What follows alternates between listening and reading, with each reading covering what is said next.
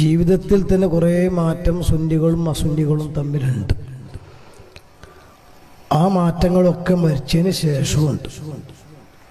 ഒന്ന്, മരിച്ചിടത്ത് ഖുർആൻ ഓതുക എന്നത്. അതായത് ശരിക്കൊരു സുന്നി മരണപ്പെട്ട് കഴിഞ്ഞാൽ ആ മരണവീട് പ്രത്യേകം ഇങ്ങോട്ട് അറിയും. അതേതാണ്? മരിച്ചു മയ്യിത്ത് കിടത്തിയാൽ തുടങ്ങും ഖുർആൻ ഓതൽ. സൂറത്ത് യാസീൻ. വരുന്നവരൊക്കെ യാസീൻ സൂറത്ത് ഓതും, ഫാത്തിഹ ഓതും, ഇഖ്ലാസ് ഓതത്തി അങ്ങനെ ഓതും.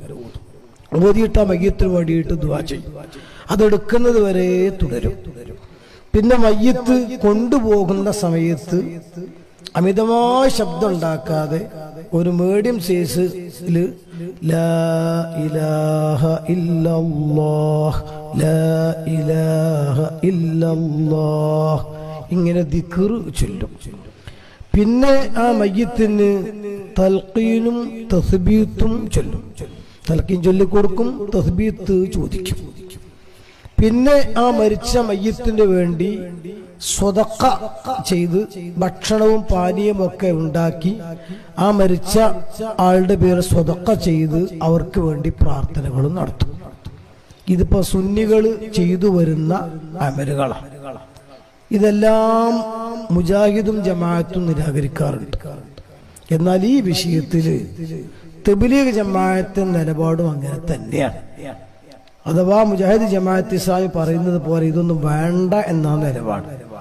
അത് ഈ 3-4 തെളിയിക്കുന്ന രീതിയിലുള്ള ഒരു പ്രസംഗം ഞാൻ ഇട്ടുതരാം. അത് ആദ്യം തലക്കുന്ന ഖുർആൻ ഓതുന്നതിന് എതിർത്ത് ഇട്ട് കൊടുക്കുക.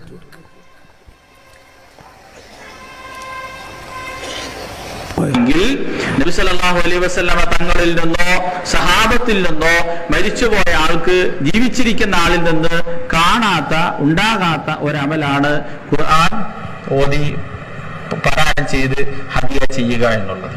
നബിയിൽ നിന്നുണ്ടായിട്ടില്ല, സഹാബത്തിൽ നിന്നുണ്ടായിട്ടില്ല. തെറ്റാണ് പറഞ്ഞത്. ഇബ്നു ഖയ്യിമിന് തന്നെ ഒരു കിതാബുണ്ട്, അർ-റൂഹ് എന്നതിന്റെ പേര്.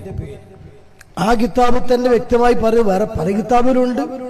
വകാനത്തുൽ അൻസാറു ഇദാ മാത ലഹുൽ മയ്യിത്ത് യഖ്തലിഫൂന ഇലാ ഖബ്രിഹി യഖറഊനൽ ഖുർആൻ. അൻസാരികളാകുന്ന സ്വഹാബത്ത് ആരാണ് അൻസാരികൾ? വസ്സാബിഖൂനൽ അവ്വലൂന മിനൽ മുഹാജിരീന വൽ അൻസാർ. വിശുദ്ധ ഇസ്ലാമിലേക്ക് സർവാത്മന കടന്നു വന്ന മുഹാജിറുകളും അവരെ സഹായിച്ച അൻസാറുകളും വല്ലദീന തബഊഹും ബിഇഹ്സാൻ, അവര് നല്ല ചിന്താഗതി വെച്ച് അവരെ ഫോളോ ചെയ്ത ആളുകളും റളിയല്ലാഹു അൻഹും, അല്ലാഹു അവരെ പൊരുത്തപ്പെട്ടിരിക്കുന്നു, വറളു അൻഹു, തിരിച്ചവർ ഇങ്ങോട്ടും തൃപ്തിപ്പെട്ടിരിക്കുന്നു. അങ്ങനെ അല്ലാഹു തആല തന്നെ വിശുദ്ധ ഖുർആൻ ഗുഡ് സർട്ടിഫിക്കറ്റ് കൊടുത്ത സ്വഹാബത്തിന്റെ കൂട്ടത്തിൽ അൻസാരികളിൽ നിന്ന് ഒരു വ്യക്തി മരണപ്പെട്ടാൽ സ്വഹാബാ കിറാം ഊഴം വെച്ചുകൊണ്ട് ഖുർആൻ ഓതുക പതിവായിരുന്നു എന്ന് പല ഗ്രന്ഥങ്ങളിലും കാണാം.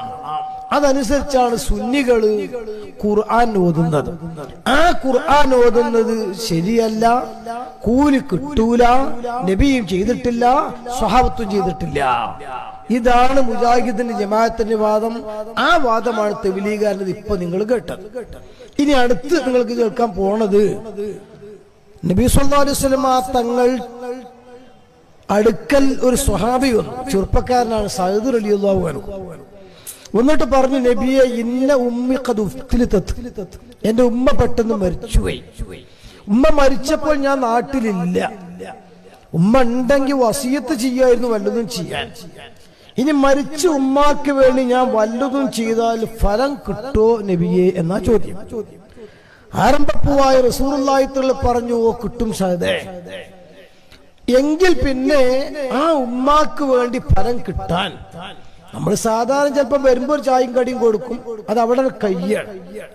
അതേ സമയത്ത് കാലാകാലം ഉമ്മാന്റെ ഖബറിലേക്ക് കിട്ടുന്ന രീതിയിൽ കുടിവെള്ളത്തിന്റെ കിണർ കുഴിച്ചിട്ട് ഹാദിഹിൽ ഉമ്മി സഅദിൻ, നമ്മളെ കണ്ട് ചിലപ്പോ കോഴി എടുത്തിട്ട് ഇത് ബദരീങ്ങൾക്കുള്ള കോഴിയാ, ആട് ഇത് റസൂലുള്ളാഹിക്കുള്ളതാ, ഇത് സുലൈമാൻ നബിക്കുള്ളതാ, ഇത് മൊയ്തീൻ ശേഖിനുള്ളതാ എന്ന് പറയുന്ന പോലെ ഹാദിഹിൽ ഉമ്മി സഅദിൻ, ഇത് സഅദിന്റെ ഉമ്മാക്കുള്ളതാ. സായദിന്റെ ഉമ്മാക്കുള്ള അതിന്റെ അർത്ഥം മരിച്ച സായദിന്റെ ഉമ്മ തിരുമ്പി കുളിച്ചാമെന്ന് ഉജാലൊക്കെ മുക്കിയിട്ട് നിൽക്കാറൊക്കെ പോയാൽ തിരുമ്പി കുടിച്ച് അങ്ങനെയല്ല. ആ കിണറിൽ നിന്ന് വെള്ളം കുടിച്ച് അലക്കി നനച്ച് ഈ ചെയ്യുന്നതിന്റെ കൂലിയുടെ മിസില് ഉമ്മാന്റെ ഖബറിലേക്ക്. അത് റസൂലുള്ളാഹിന്റെ നിർദ്ദേശപ്രകാരം കിണർ കുടിച്ച് വെള്ളം ഉമ്മയുടെ പേരിൽ സ്വതക്ക കൊടുക്കുന്നു ബഹുമാനപ്പെട്ട സ്വഹാബിയാകുന്ന സഅദ് റളിയല്ലാഹു തആല അൻഹു. അവൻ മരിച്ചവർക്ക് വേണ്ടി വെള്ളം കുടിക്കാൻ കൊടുക്കുക എന്നുള്ളത് മുത്തനബി പഠിപ്പിച്ച സുന്നത്താണ്, സ്വഹാബത്ത് കാണിച്ച ചര്യ. ഇനി മറ്റൊന്ന് ഇമാം ബുഖാരി ഉദ്ധരിക്കുന്ന വേറെ ഹദീസ്, അതില് ബഹുമാനപ്പെട്ട ആയിഷ ബീവി പറയാണ്, മാ ഗിർതു അലാ അഹദി മിൻ നിസാഇൻ നബി സല്ലല്ലാഹു അലൈഹി വസല്ലം മാ ഗിർതു അലാ ഖദീജത. മുത്തനബിയുടെ ഭാര്യമാരെ കൂട്ടത്തിൽ നിന്ന് ഖദീജ ബീവിയോടുള്ള അത്ര സ്നേഹം എനിക്ക് വേറെ ഒരു ഭാര്യയോടും ഇല്ല. ഞാനാണെങ്കിൽ ഖദീജയെ കണ്ടിട്ടില്ല. കാരണം ഖദീജ ബീവി റളിയല്ലാഹു അൻഹ വഫാത്തായ ശേഷമാണ് ആയിഷ ബീവിയെ കല്യാണം കഴിക്കുന്നത്. പിന്നെ എന്നോ മരിച്ചുപോയ ഖദീജ ബീവിയോട് ഇപ്പോൾ ജീവിച്ചിരിക്കുന്ന ആയിഷ ബീവിയാകുന്ന ഭാര്യക്ക് എന്താ അത്ര മഹബത്തിന്റെ കാരണം? ആയിഷ ബീവി പറയാണ്, യുക്സിറു ദിക്റഹ. എന്നോ മരിച്ചുപോയ ഭാര്യയുടെ ഗുണഗണങ്ങളും മഹത്വങ്ങളും മുത്തനബി അങ്ങനെ പറയും. നമ്മള് മൗലൂദ് ഓതാന്നൊക്കെ പറയില്ലേ, എന്ന പോലെ മഹത്വങ്ങൾ അങ്ങനെ പറയുന്നു മാത്രല്ല, റുബ്ബമാ ദബഹ ശാത്ത, ചിലപ്പോഴൊക്കെ ആടിനെയും അറുക്കും. പിന്നെ അതിനെ പീസാക്കിയിട്ട് മുറിക്കും. ഖദീജ, ഈ ഖദീജയെ തൃപ്തിപ്പെടുന്ന സ്നേഹിതകൾക്ക് അത് പ്രത്യേകം പരിഗണിച്ചു കൊടുത്തേക്കും. ഇപ്പൊ മരിച്ച ഖദീജ ബിവിയുടെ പേരിൽ മാംസ വിതരണം മുത്തനബി തങ്ങൾ തന്നെ നടത്തും. അവൻ വെള്ളം കൊടുക്കലും മാംസം കൊടുക്കലും ഭക്ഷണം കൊടുക്കുക എന്ന് പറയുന്നത് മരണപ്പെട്ടവരുടെ പേരിൽ മുത്തു മുസ്തഫ മുഹമ്മദ് റസൂലുള്ളാഹി തങ്ങളുടെ ചര്യ. എന്നാൽ അതിനെ കുറിച്ച് തബ്ലീഗ് നേതാവിന്റെ വാക്ക് കേട്ടോളും. കാരണം ഖബറടക്കി കഴിഞ്ഞാൽ പിന്നെ നമ്മുടെയൊക്കെ നാട്ടിലൊരു പ്രത്യേകതയുണ്ട്. മൂന്നാമത്തെ ദിവസം ഉണ്ടാവും, മൂന്നാമത്തെ ദിവസം ദ്വാരക്കലാണ്. കാരണം മയ്യത്ത് കഴിഞ്ഞ് നമുക്ക് ദ്വാരക്കൽ മാത്രമല്ല, ചാപ്പാടില്ലാത്ത ദ്വാരക്കലില്ല അല്ലേ? സത്യത്തില് ഒരു ജനിച്ച വീട്ടില് ജനനത്തിന്റെ പേരിലോ മരിച്ച വീട്ടിൽ മരണത്തിന്റെ പേരിലോ ഇസ്ലാമിൽ ഒരു സൽക്കാരം ഇല്ല. നമ്മൾ ആദ്യം മനസ്സിലാക്കുക, ഒരാളുടെ മരണത്തിന്റെ പേരിൽ സൽക്കാരം ഉണ്ടാക്കി കൊടുക്കുക എന്നുള്ള ഇസ്ലാമിലില്ല. അതൊക്കെ നമ്മൾ ഉണ്ടാക്കിയതാണ്. അല്ലല്ല, മുത്തു റസൂല പഠിപ്പിച്ചതാണ്. രണ്ടുണ്ട്. ജനനത്തിന്റെ പേരിലും ഉണ്ട് ഭക്ഷണം കൊടുക്കൽ, മരണത്തിന്റെ പേരിലുണ്ട് ഭക്ഷണം കൊടുക്കൽ. മരണത്തിന്റെ പേരിൽ ഭക്ഷണം കൊടുക്കലാണ് ഇപ്പൊ നേരത്തെ ഞാൻ രണ്ട് തെളിവ് പറഞ്ഞത്. ജനനത്തിന്റെ പേരിൽ ഭക്ഷണം കൊടുക്കലല്ലേ അക്കീക്ക അറുക്കാന്ന് പറയണത്. നോക്കിക്കോങ്ങള്, ഇത് ക്രമേണ അക്കീക്കയും ഇല്ലാതെയാക്കാനുള്ള ഇതിലേക്കുള്ള തൗത്തിയത്തൻ, അതിലേക്കുള്ള സ്റ്റെപ്പാണ്. ഏതുപോലെ മുജാഹിദ് ആദ്യം പറഞ്ഞത് ബാങ്ക് കൊടുക്കുക, ഇക്കാമത്ത് വേണ്ടെന്നേ. പിന്നെ ഇപ്പൊ പറയും ഇക്കാമത്തും വേണ്ട.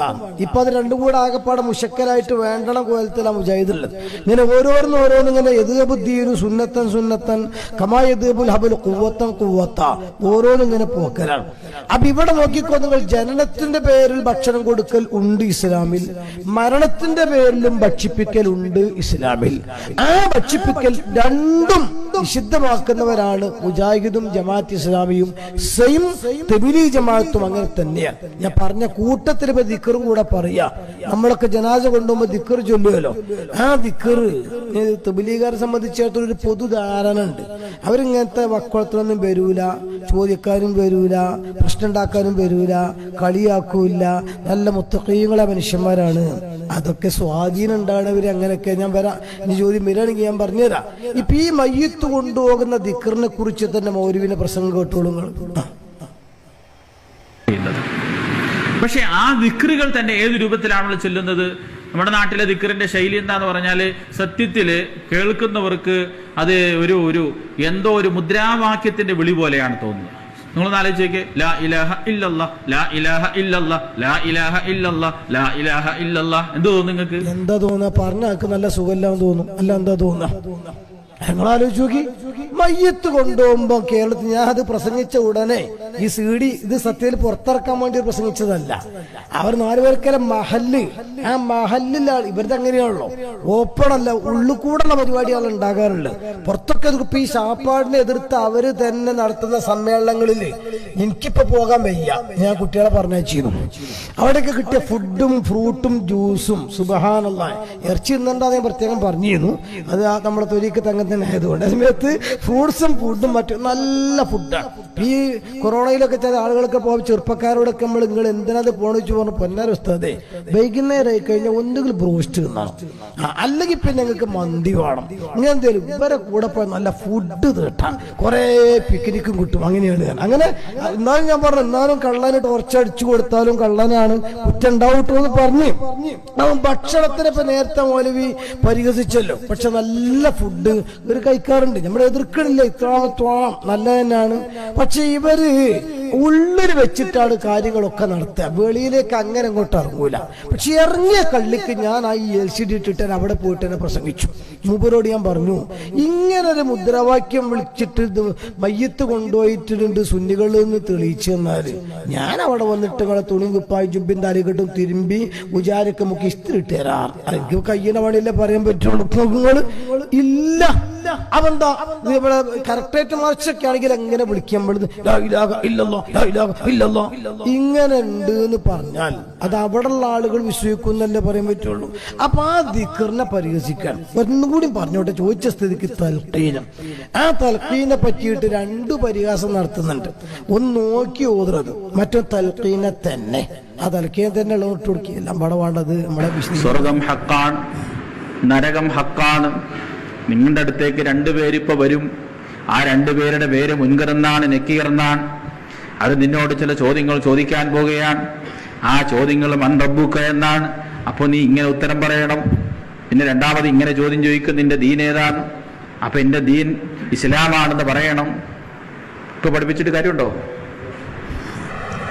പഠിപ്പിച്ചിട്ട് കാര്യമുണ്ടോ? ഇത് പഠിപ്പിക്കല്ല സുഹൃത്തെ, ഓർമ്മിപ്പിക്കുകയാണ്. പഠിപ്പിക്കൽ വേറെ, ഓർമ്മിപ്പിക്കൽ വേറെ.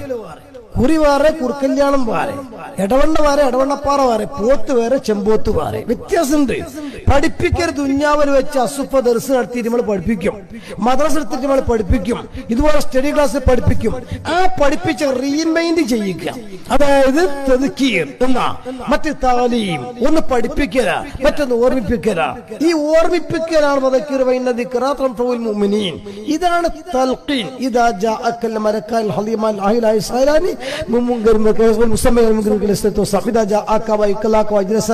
ഇത് ഓർമ്മിപ്പിക്കല, ദുനിയാവെന്ന് പഠിച്ച കാര്യം. അതാണ് തൽഖീൻ. ആ തൽഖീനെയാണ് പരിഹസിച്ചിട്ട് പറയുന്നത്, ഇതുകൊണ്ട് വല്ല കാര്യമുണ്ടോ ഇപ്പൊ ഇങ്ങനെ പഠിപ്പിച്ചു കൊടുത്തിട്ട്. ചുരുക്കി പറഞ്ഞാൽ സുന്നികൾ നടത്തുന്ന മറാന്ത ചടങ്ങുകളിലെല്ലാം മുജാഹിദും ജമാഅത്തും വിഭിന്നമാണ്, തബ്ലീഗും വിഭിന്നമാണ്. ജമാഅത്തിൽ ഇപ്പൊ മലയാളത്തിൽ ഇറക്കാൻ തുടങ്ങിയിട്ട് തോന്നുന്നുണ്ട്. എവിടെ 2 ക്ലിപ്പ് ഉണ്ട്. അങ്ങനെ ഏതോ ഒരു മരിച്ചപ്പം ഇങ്ങനെ കയ്യൊന്നിച്ചിട്ട് അല്ല പുറത്തു കൊടുക്കാൻ പറ്റുന്നങ്ങനെ. മുജാഹിദും തന്നെ തറക്കല്ലിടൽ തുടങ്ങിയത് 6 ക്ലിപ്പ് പുതിയതാണ്. അങ്ങനെ മാറ്റം വരട്ടെ ഇൻഷാ അല്ലാഹ്. അള്ളാഹുവിന്റെ സ്വർഗം വിശാലല്ലേ. പക്ഷെ ഇതൊക്കെ പഴയ കാലത്തെ നടന്നു വരുന്ന ആചാരങ്ങള് ഷിർക്കാണ്, ബിദ്അത്താന്ന് പറഞ്ഞ് മരിച്ചവർക്ക് കിട്ടുന്ന ആനുകൂല്യങ്ങൾ കൂടി തടയാൻ.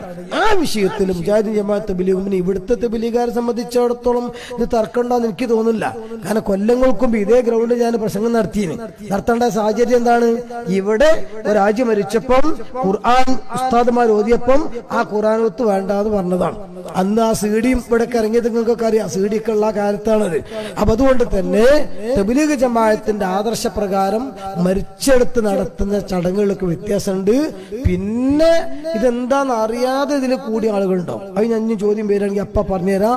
അത് പിന്നെ ഞാനും വിമർശിക്കാനും എതിർക്കാനും ഒക്കെ ഉണ്ടായ കാരണവും സാഹചര്യവും ഒക്കെ അപ്പ ഞാൻ പറയാം.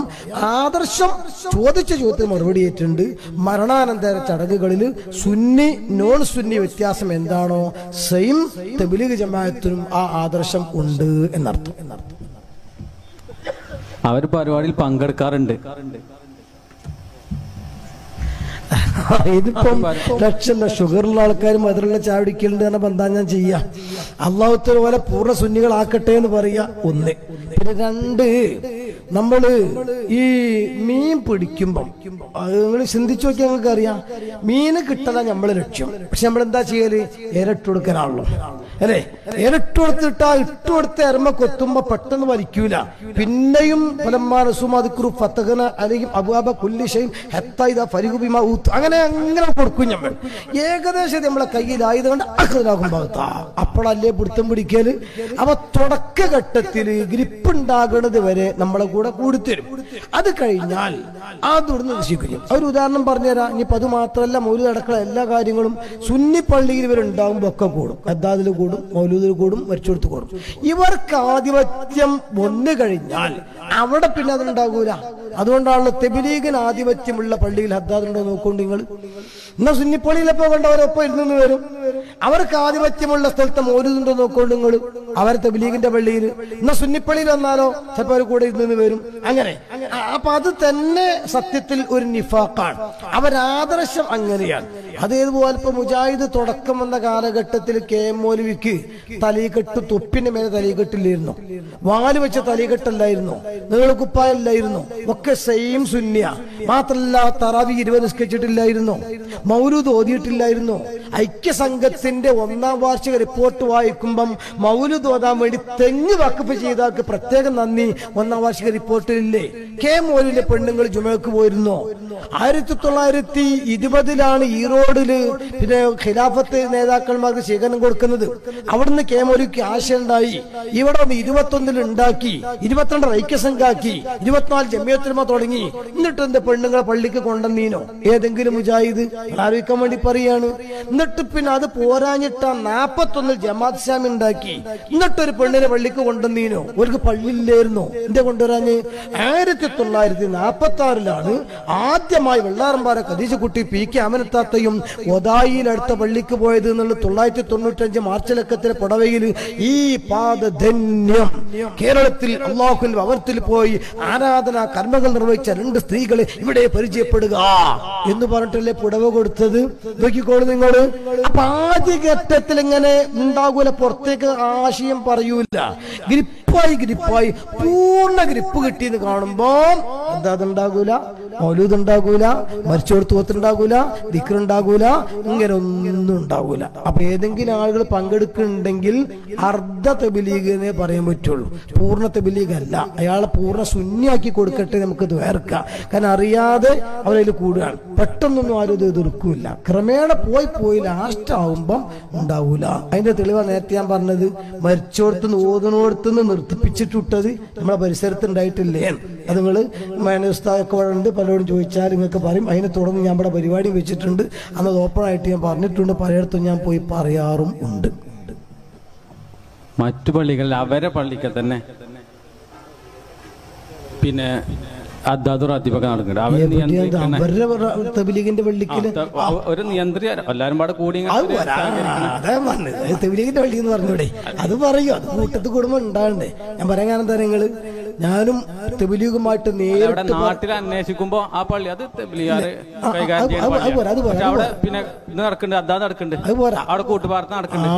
അത് മുശക്കൽ പള്ളിയാണ്, വേറെ സ്വന്തം പള്ളിയല്ല. മുശക്കൽ പള്ളിയാവുമ്പോ അവിടെ എതിർക്കാൻ ആരുമില്ല. അപ്പൊ അല്ല ഉണ്ടാവില്ല, അത് വേറെ കൊണ്ട് നിർത്താൻ നടക്കൂല. ഉദാഹരണത്തിന് ഞാൻ പറഞ്ഞുതരാം. നമ്മുടെ പിന്നെ താനൂര് പോലീസ് സ്റ്റേഷന്റെ ബേക്കിലുള്ള പള്ളി തെബിലീഗിൻ്റെതാ. മഞ്ചേരി നൂറ് മസ്ജിദ് തെബിലീഗിൻ്റെതാ. മഞ്ചേരി വേട്ടേക്കോട് മസ്ജിദ് തെബിലീഗിൻ്റെതാ. ഈ പള്ളികൾ ഏതെങ്കിലുമൊക്കെ ഉണ്ടോ നോക്കോളി നിങ്ങൾ. ഉണ്ടാവില്ലേ? നേരെ മറിച്ച് നമ്മളെല്ലാം കൊണ്ടെടുത്ത് പ്രശ്നമാവുന്ന കാണുമ്പോൾ അതങ്ങനെ ഉണ്ടാകുകയാണ്. തെബിലീഗിന് ഞാൻ ഒന്നുകൂടിയും പറയാം. ഈ തെബിലീഗ് ജമാഅത്ത് കേരളത്തിൽ വന്നത് കാഞ്ഞാർ മൂസമോലിനെ കൊണ്ടുവന്നത് വേണമെങ്കിൽ റിപ്പോർട്ടും വായിച്ചുതരാം. 1950-കളിൽ തൊടുപുഴ ജുമുഅത്ത് പള്ളിയായിരുന്നു തുടക്കത്തിൽ അവരെ കേന്ദ്രം. ഞാൻ അവിടെ പോയി പ്രസംഗിച്ചിട്ടുണ്ട് കാഞ്ഞാർ മൂസമോലൻ മരിച്ചതിന് ശേഷം. അപ്പൊ അങ്ങനെ ചില വിഷയങ്ങളൊക്കെ ഉണ്ടായി. ലാസ്റ്റ് അവിടുത്തെ സൗദിയിലേക്ക് കൊണ്ടുവന്നു, അവിടുത്തെ ഇക്ക. എന്നിട്ട് പറഞ്ഞു, ഉസ്താദേ ഇത് ഇവിടുത്തെ ഇവരെ ചരിത്രമാണ്. ഈ പള്ളിയിൽ 11-ാം റാവിന് റാത്തീബ് നടക്കാറുണ്ടായിരുന്നു, ഹദ്ദാദ് ഉണ്ടായിരുന്നു, റബീഉൽ അവ്വൽ മൗലൂദ് ഉണ്ടായിരുന്നു.